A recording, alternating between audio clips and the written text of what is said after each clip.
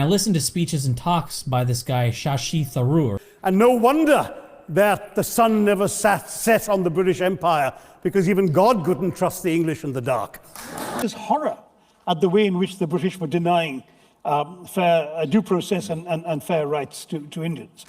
Now, in any oppression narrative, there are a million and one little stories that usually end up being false or misleading due to a lack of sense of proportion. You know, arrest, maim, imprison, torture, deny rights to a people for 200 years. And because India had been governed for the benefit of Britain.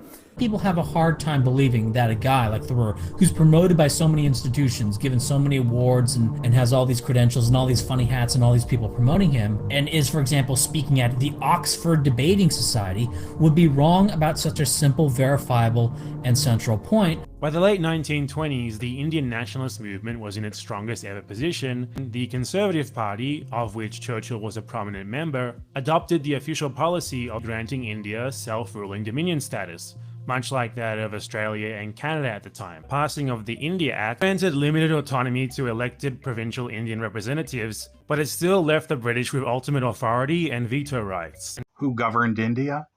In 1947, at the time of separation, most of India was governed by Indian princes, ruling over 500 princely states and 400 million Indians.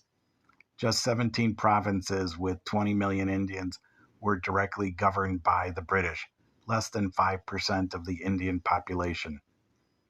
Who governed India? The Indians and the Indian princes governed India and are responsible for the health and welfare of Indians. Stop blaming the British for actions and consequences by Indians. Donkey Desi, American professor. Jai Hind, and God bless America.